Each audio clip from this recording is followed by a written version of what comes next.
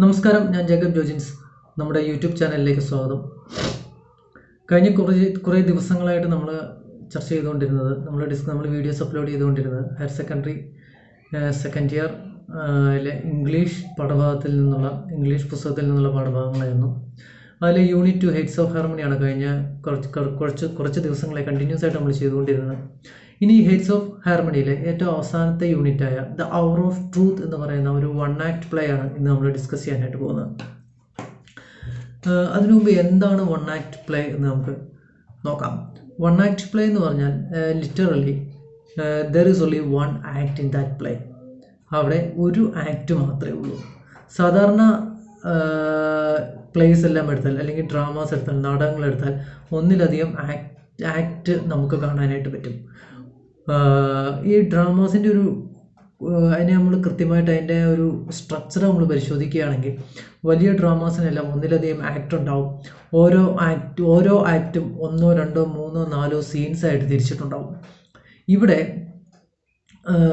The hour of truth എന്ന് പറയുന്ന ഈ ഒരു പ്ലേയിൽ there is only one act.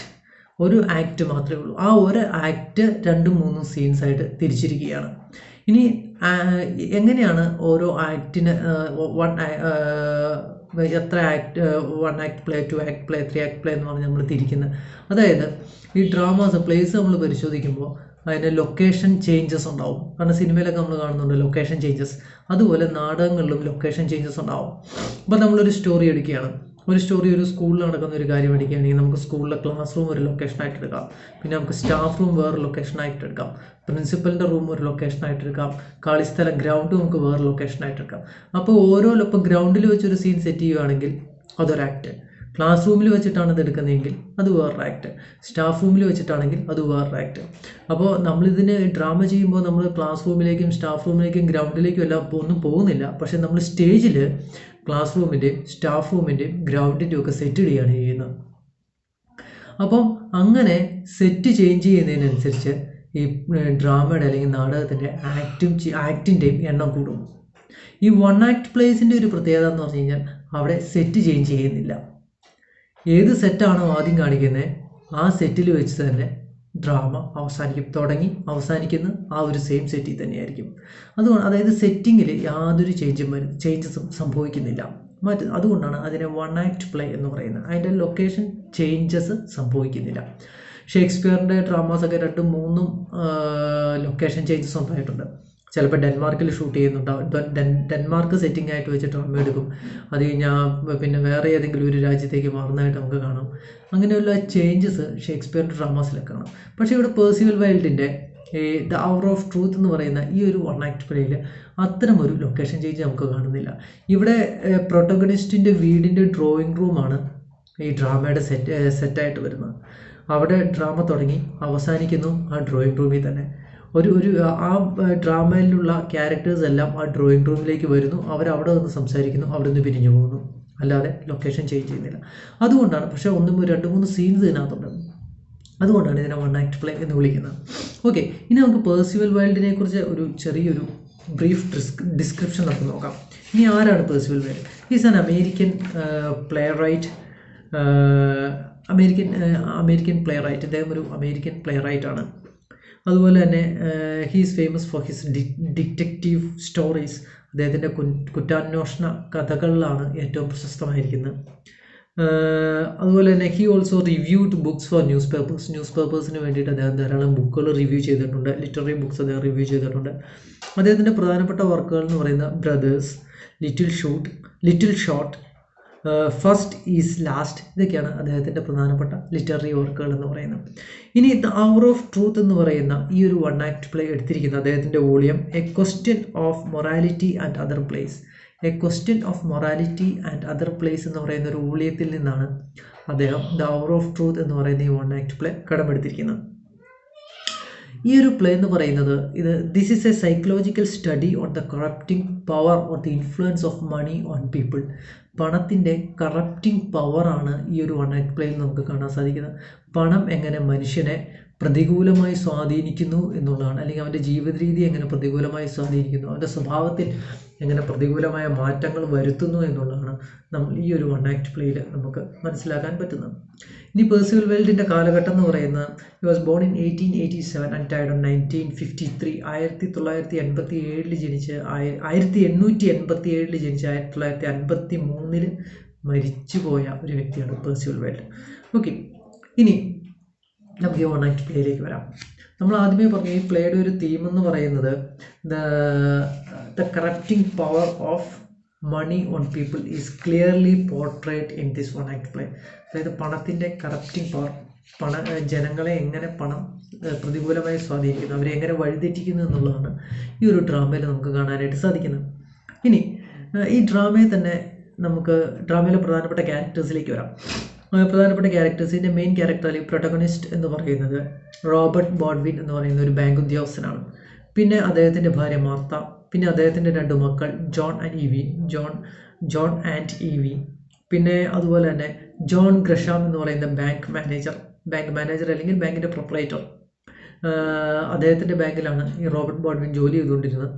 ഇനി മിസ്റ്റർ മാർഷൽ എന്ന് പറഞ്ഞൊരു കഥാപാത്രം അവസാനം വരുന്നുണ്ട്.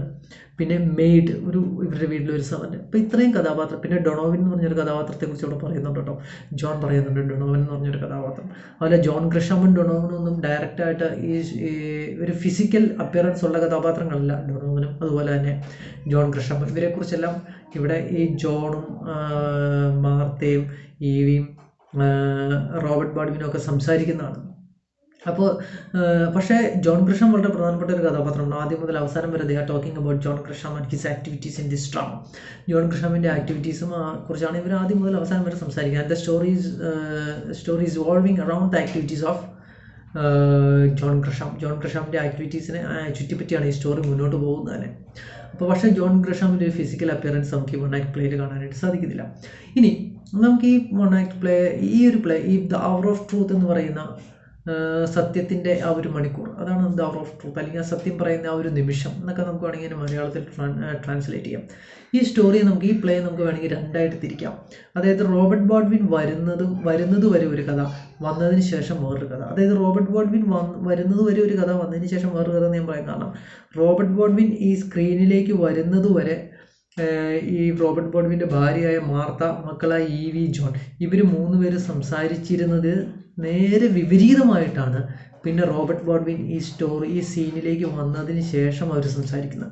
അതാണ് ഞാൻ പറഞ്ഞത്. അതിന് മുമ്പുള്ള സ്റ്റോറി ഒരു രീതിയും അതിന് ശേഷമുള്ള സ്റ്റോറി വേറെ രീതിയാണെന്ന് പറയാൻ കാരണം ഇവരുടെ 2 പേരുടെയും ഇവർ 3 പേര്, അതായത് ഈവി, ജോൺ, മാർത്ത, ഇവരുടെ 3 പേരുടെയും ആറ്റിറ്റ്യൂഡ്, അതുപോലെ തന്നെ അവരുടെ സ്വഭാവം, അവരുടെ സംസാര രീതി, ഇതിലെല്ലാം ഒരു എന്താ പറയുക, നമ്മൾ ഒരു അപ്സൈഡ് ഡൗൺ ആയിട്ടുള്ള ഒരു മാറ്റം ഈ റോബർട്ട് ബോഡ്വിൻ ഈ സ്ക്രീനിലേക്ക് വന്നതിന് ശേഷം നടക്കുകയാണ്. ഓക്കെ, ഇനി നമുക്ക് എന്താണ് ഈ സ്റ്റോറിയിൽ സംസാരിക്കുന്നതെന്ന് നമുക്ക് നോക്കാം. അല്ലെങ്കിൽ എന്താണ് ഈ പേഴ്സിവൽ വെൽഡ് ഈ സ്റ്റോറിയിലൂടെ വായനക്കാരോട് അല്ലെങ്കിൽ കാഴ്ചക്കാരോട് പറയാനായിട്ട് ആഗ്രഹിക്കുന്നത് എന്ന് നമുക്ക് നോക്കാം.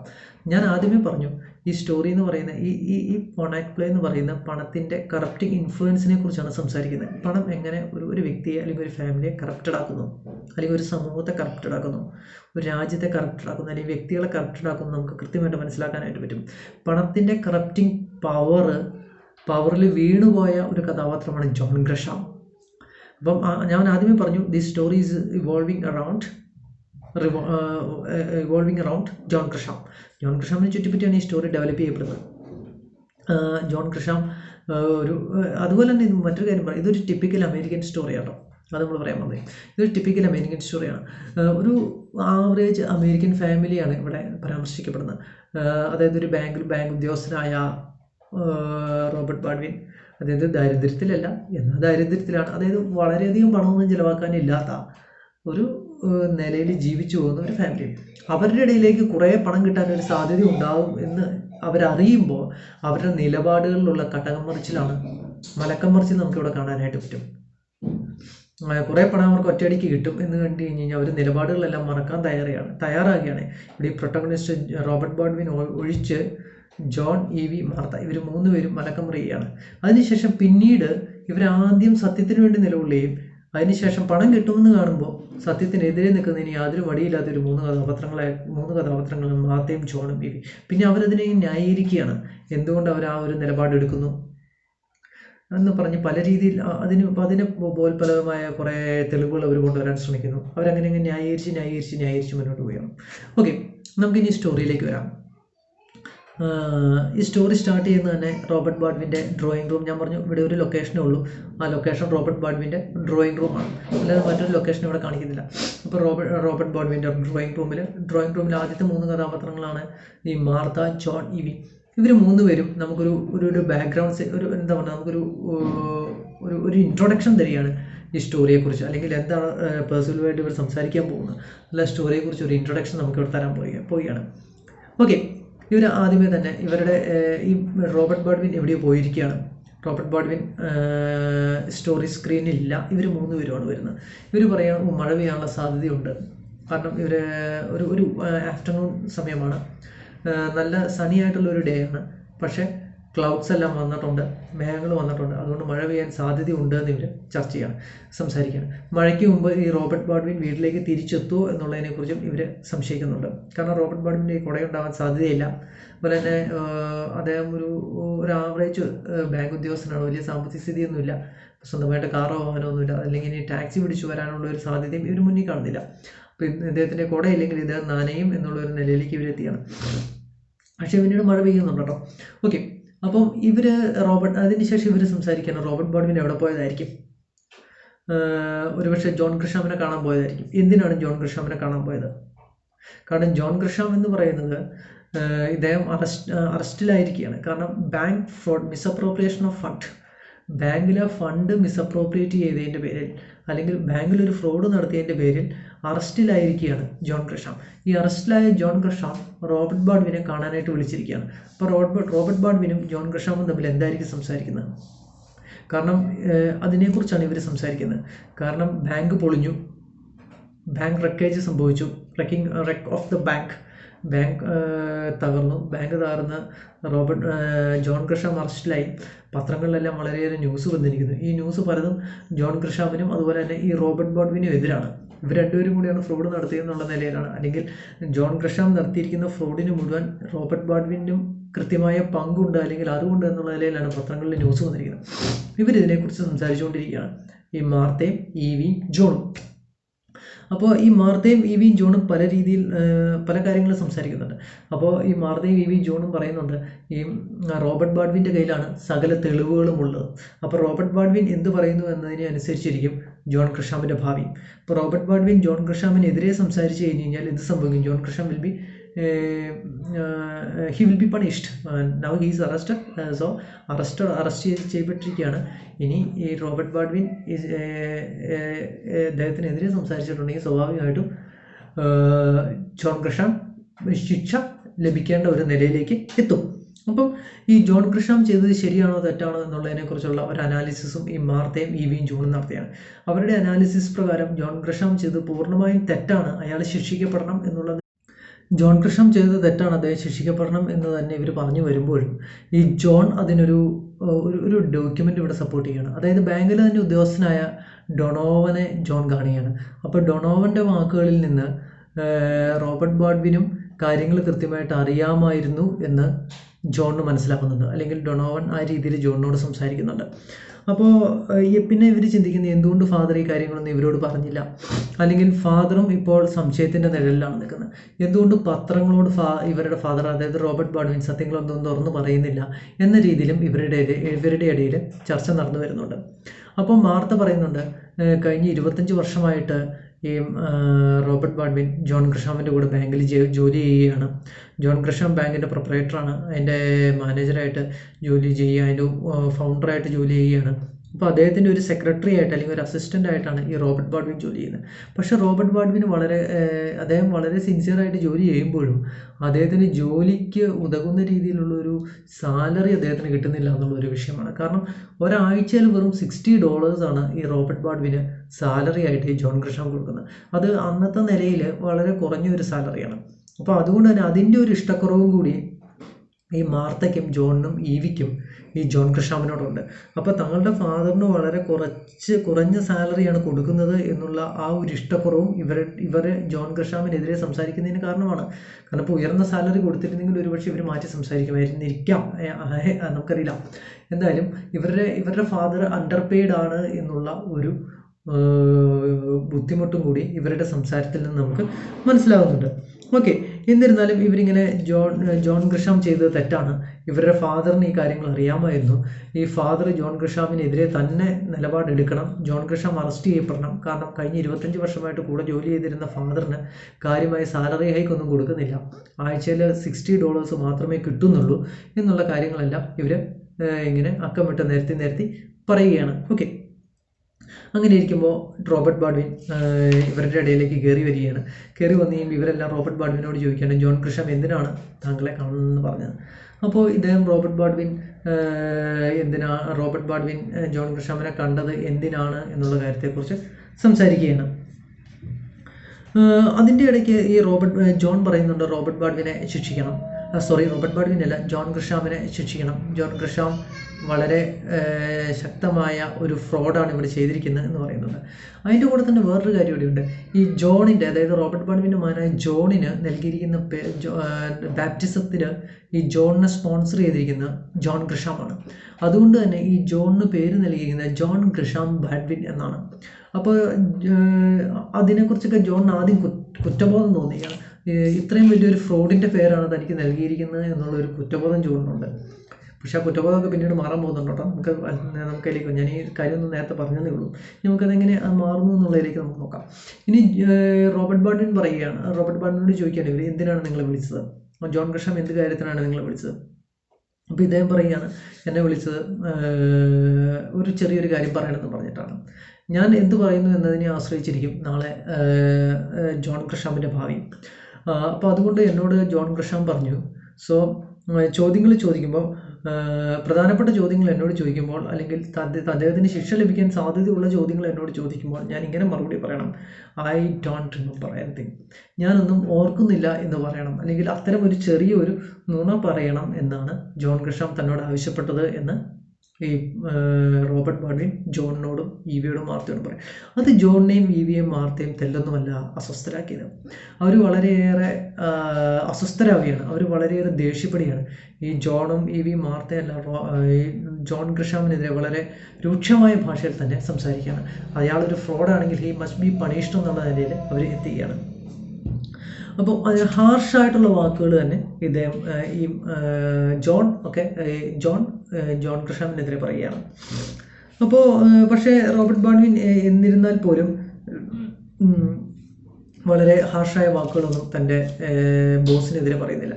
കാരണം ചൈൽഡ്ഹുഡ് മുതൽ ഇവർ കൂട്ടുകാരായിരുന്നു, അല്ലെങ്കിൽ വളരെ ചെറുപ്പക്കാരായിരുന്നപ്പോൾ, അല്ലെങ്കിൽ കുട്ടികളായിരുന്നപ്പോൾ തന്നെ ഇവർ പരസ്പരം അറിയുന്ന രണ്ടാളുകളായിരുന്നു.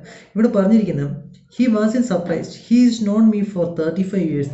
കഴിഞ്ഞ 35 വർഷമായിട്ട് ജോൺ ഗ്രിഷാമിന് റോബർട്ട് ബാഡ്വിനെ അറിയാം. അതായത് the friendship started right from the childhood. അവരുടെ കുട്ടിക്കാലം മുതൽ അവരുടെ ഫ്രണ്ട്ഷിപ്പ് സ്റ്റാർട്ട് ചെയ്തതാണ്. അതുകൊണ്ട് തന്നെ ജോൺ എന്നോട് ആവശ്യപ്പെട്ടു, എന്താണ് ആവശ്യപ്പെട്ടത്, ചില പ്രധാനപ്പെട്ട ചോദ്യങ്ങൾ ചോദിക്കുമ്പോൾ ഐ ഡോണ്ട് റിമെമ്പർ എന്നുത്തരം പറയാം. പക്ഷേ എൻ്റെ മറുപടി കേട്ടിട്ട് ജോൺ ഗ്രിഷാം ഒട്ടും സർപ്രൈസ്ഡ് ആയില്ല. ഞാൻ പറഞ്ഞു ഐ കനോട്ട്, എനിക്കത് സാധിക്കില്ല എന്ന് പറഞ്ഞു. പക്ഷേ എൻ്റെ മറുപടി ജോൺ ഗ്രിഷാമിനെ ഒട്ടും സർപ്രൈസ്ഡ് ആക്കിയില്ല. കാരണം എൻ്റെ സ്വഭാവം അറിയുന്ന ജോൺ ഗ്രിഷാം അത് തന്നെയായിരിക്കും എന്നിൽ നിന്ന് പ്രതീക്ഷിച്ചത്. ഒരുപക്ഷെ ഞാൻ എതിര് പറഞ്ഞിരുന്നെങ്കിൽ ഒരുപക്ഷെ ഹി മൈറ്റ് ബി സർപ്രൈസ്ഡ്. ഇനി ഇത് ജോൺ പറയുകയാണ്, അത് മാത്രമല്ല, ഞാൻ അങ്ങനെ ഒരു മറുപടി കൊടുക്കുകയാണ് എങ്കിൽ അദ്ദേഹം എനിക്ക് എന്തുകൂടി ഓഫർ ചെയ്തു. He offered me $100,000. ഒരു $100,000, $100,000 അദ്ദേഹം എനിക്ക് ഓഫർ ചെയ്യുകയാണ്. എന്തിനു വേണ്ടിയിട്ട്? ഈ ഐ ഡോണ്ട് റിമെമ്പർ എന്ന 3 വാക്ക് പറയുന്നതിന് വേണ്ടിയിട്ട്. ഈ ഒരു മറുപടി മാർത്തയും ഈവിയും ജോണും കേൾക്കുമ്പോൾ അവർ സർപ്രൈസ്ഡ് ആവുകയാണ്. ഈ റോബർട്ട് ബാഡ്വിനോ ജോൺ ഗ്രിഷാമോ അല്ല സർപ്രൈസ്ഡ് ആവുന്നത്. ഒരു $100,000 ഐ ഡോണ്ട് റിമെമ്പർ എന്ന 3 വാക്ക് പറയുന്നതിന് റോബർട്ട് ബാഡ്വിന് ജോൺ ഗ്രിഷാം ഓഫർ ചെയ്തു എന്ന് പറയുമ്പോൾ മാർത്തയും ഈവിയും ജോണും, ദോസ് 3 people were surprised. അവർ പെട്ടെന്ന് ഒരു $100,000 ഓഫർ ചെയ്യുന്നു. അപ്പോൾ അദ്ദേഹം പറയുകയാണ്, ഇത് അദ്ദേഹത്തിൻ്റെ പ്രൈവറ്റ് ഫോർച്യൂണിൽ നിന്ന് അദ്ദേഹം ഓഫർ ചെയ്യുന്നതാണ് എനിക്ക്. അല്ലാതെ ഇത് ബാങ്കിൽ നിന്ന് മിസ്അപ്രോപ്രിയേറ്റ് ചെയ്ത ഫണ്ടിൽ നിന്ന് എടുത്ത് തരുന്നൊന്നുമില്ല. അദ്ദേഹത്തിൻ്റെ പ്രൈവറ്റ് ഫോർച്യൂൺ, അദ്ദേഹത്തിൻ്റെ സമ്പാദ്യത്തിൽ നിന്ന് അദ്ദേഹം എനിക്ക് തരുന്നതാണ്. അതുമാത്രമല്ല, ഒരു പക്ഷേ കഴിഞ്ഞ 10-25 വർഷമായിട്ട് ഞാൻ അണ്ടർപെയ്ഡ് ആണ്, അതിൻ്റെ ഒരു കോമ്പൻസേഷൻ എന്നുള്ള നിലയ്ക്ക് വേണമെങ്കിൽ അതെടുക്കാം എന്നും റോബർട്ട് ബാഡ്വിനോട് ജോൺ ഗ്രഷാം പറഞ്ഞതായിട്ട് റോബർട്ട് ബാഡ്വിൻ അവരോട് പറയുകയാണ്. അപ്പോൾ അവരാലോചിക്കുമ്പോൾ അതാണ് ശരി, റോബർട്ട് ബാഡ്വിൻ ഇപ്പോൾ പറഞ്ഞതാണ് ശരി. അത് കഴിഞ്ഞപ്പോൾ ഇവർ 3 പേരും നേരെ മലക്കം മറിയുകയാണ്. അതാണ് ഞാൻ പറഞ്ഞത്, ആദ്യത്തെ ഒരു നിലപാടിൽ നിന്ന് ഇവർ നേരെ മലക്കം മറിഞ്ഞു. അപ്സൈഡ് ഡൗൺ ആണ് അവിടെ സംഭവിക്കുന്നത്. കാരണം ആദ്യം ജോൺ ഗ്രഷാം ഏത് രീതിയിലായാലും ശിക്ഷിക്കപ്പെടണം എന്ന് പറയുന്നു മാർത്ത ജോൺ ഇവി. പക്ഷേ $100,000 റോബർട്ട് ബാഡ്വിന് കൊടുക്കാമെന്ന് പറയുമ്പോൾ അവർ പറയുന്നു ഇയാൾ ശിക്ഷിക്കപ്പെടേണ്ട, ഇയാളെ രക്ഷിക്കണം എന്ന് ജോണും മാർത്തയും ഈവിയും റോബർട്ട് ബാഡ്വിനോട് പറയുകയാണ്.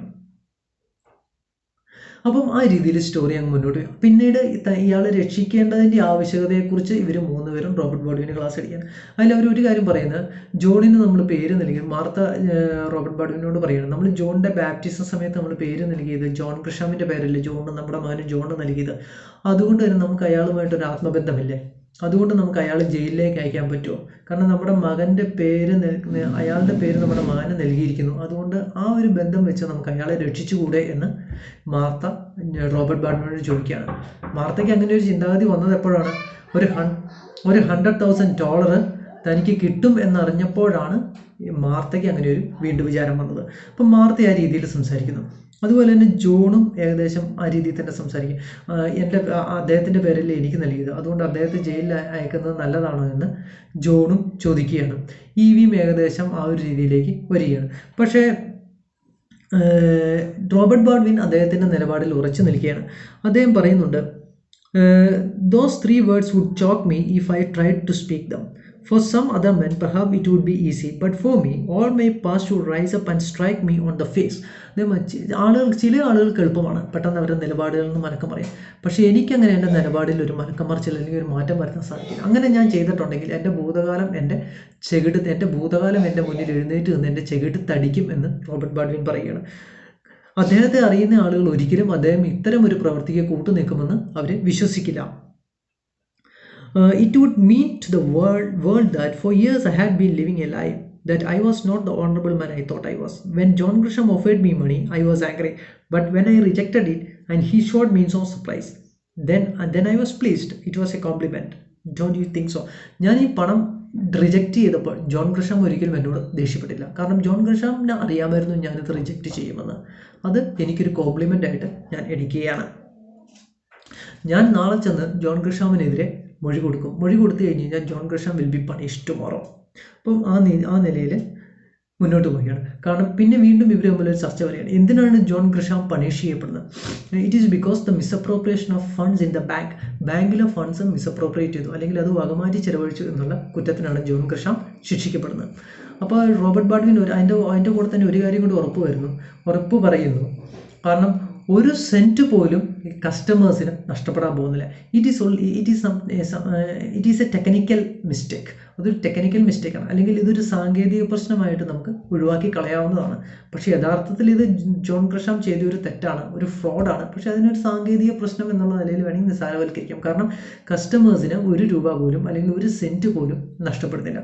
അപ്പോൾ ജോണും ഈവിയും മാർത്തയും റോബർട്ട് ബാഡ്വിനോട് ചോദിക്കുന്നുണ്ട്, അങ്ങനെ കസ്റ്റമേഴ്സിന് 1 സെൻറ്റ് പോലും നഷ്ടപ്പെടുന്നില്ല എങ്കിൽ പിന്നെ എന്തിനാണ് അദ്ദേഹത്തിനെതിരെ നിലപാടെടുക്കുന്നത്? ഇനി നാളെ കസ്റ്റമേഴ്സ് അറിയുകയാണ് എങ്കിൽ കസ്റ്റമേഴ്സിന് 1 സെൻറ്റ് പോലും നഷ്ടപ്പെടുന്നില്ല, എന്നാലും ജോൺ ഗ്രഷാമിനെതിരെ റോബർട്ട് ബാഡ്വിൻ മൊഴി കൊടുക്കുന്നതിൻ്റെ പേരിൽ ജോൺ ഗ്രഷാം ശിക്ഷിക്കപ്പെട്ടാൽ ജനങ്ങൾ റോബർട്ട് ബാഡ്വിനെതിരെ തിരിയില്ലേ എന്ന് ജോണും മാർത്തയും ഈവിയും റോബർട്ട് ബാഡ്വിനോട് ചോദിക്കുന്നുണ്ട്. പക്ഷേ റോബർട്ട് ബാഡ്വിൻ പറയുന്നു, ഞാൻ എൻ്റെ ഡ്യൂട്ടിയാണ് ചെയ്തത്, അതുകൊണ്ട് തന്നെ ആരും എനിക്കെതിരെ നിലപാടെടുക്കില്ല എന്ന് റോബർട്ട് ബാഡ്വിൻ ഉറച്ചു നിൽക്കുന്നു. സോ ആ രീതിയിൽ അങ്ങനെ ഇവരുടെ സംസാരം മുന്നോട്ട് പോവുകയാണ്. ഓക്കെ, പിന്നെ കുറച്ചുകൂടി മുന്നോട്ട് പോയതിന് ശേഷം റോബർട്ട് ബാഡ്വിൻ മറ്റൊരു കാര്യം പറയുന്നുണ്ട്.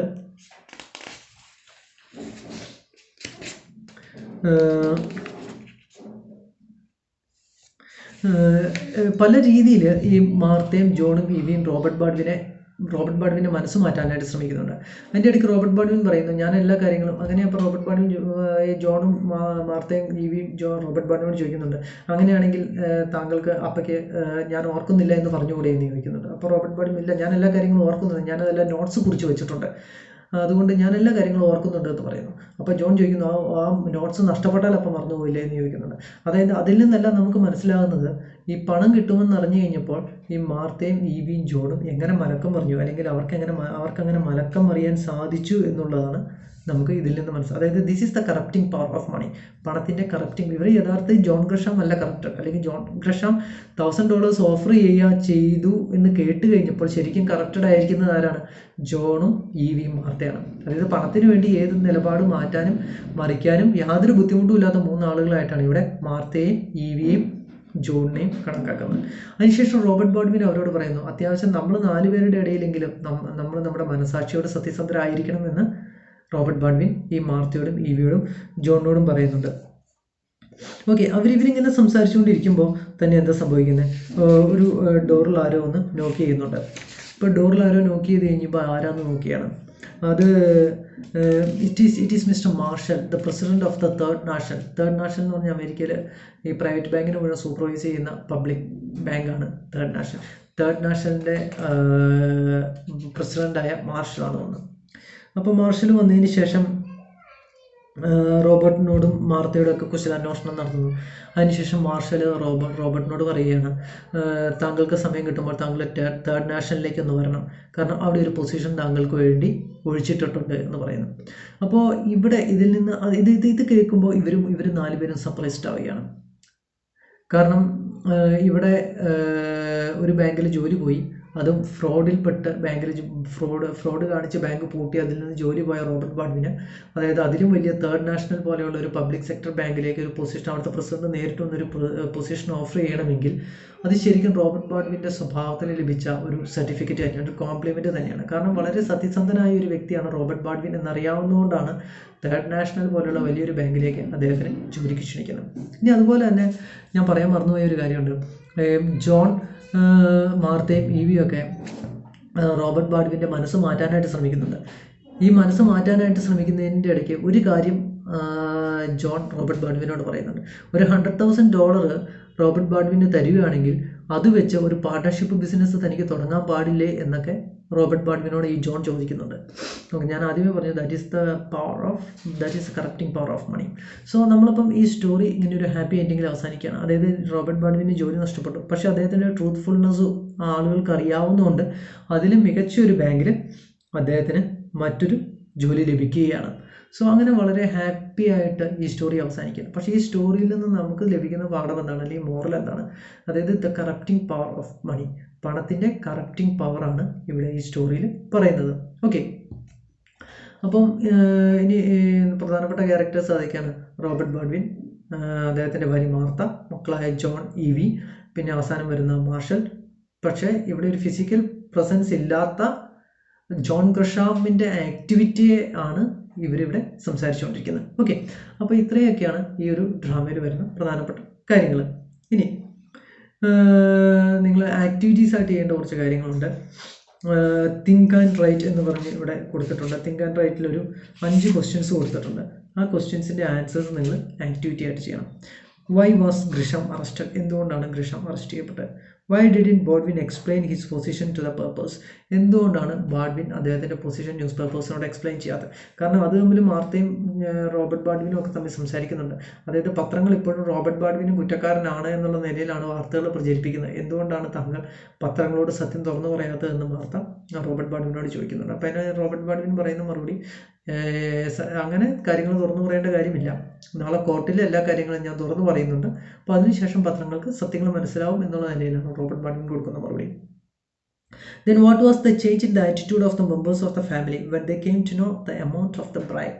ആ ബ്രൈബ് $100,000 ബ്രൈബായിട്ട് തങ്ങൾക്ക് ലഭിക്കുമെന്ന് അറിഞ്ഞു കഴിഞ്ഞപ്പോൾ എങ്ങനെയാണ് ഇവരുടെ ആറ്റിറ്റ്യൂഡ് ചേഞ്ച് ചെയ്തത്? How did Baldwin react to the opinion of his family? Baldwin തൻ്റെ ഫാമിലിയുടെ ഒപ്പീനിയനോട് എങ്ങനെയാണ് റിയാക്ട് ചെയ്തത്? Was Baldwin disloyal to mister Gresham? Baldwin mister ഗ്രഷാമിനോട് ഡിസ്ലോയൽ ആയിരുന്നോ? Quote the relevant sentences to support your answer. നിങ്ങളുടെ ആൻസേഴ്സിന് റെലവൻറ്റ് സെൻറ്റൻസസ് ടെക്സ്റ്റിൽ നിന്ന് കണ്ടുപിടിച്ച് സപ്പോർട്ട് ചെയ്ത് നിങ്ങളുടെ ആൻസർ കംപ്ലീറ്റ് ചെയ്യുക. ഓക്കെ, അപ്പോൾ ഇത് സമ്മറി ഞാനിവിടെ അവസാനിപ്പിക്കുകയാണ്. ഇനി ഇതിൻ്റെ ആക്ടിവിറ്റീസ് കിടപ്പുണ്ട്. ആക്ടിവിറ്റീസ് മറ്റൊരു വീഡിയോ ആയിട്ട് അപ്ലോഡ് ചെയ്യാം. നമ്മുടെ ചാനൽ സബ്സ്ക്രൈബ് ചെയ്യാത്തവർ സബ്സ്ക്രൈബ് ചെയ്യുക.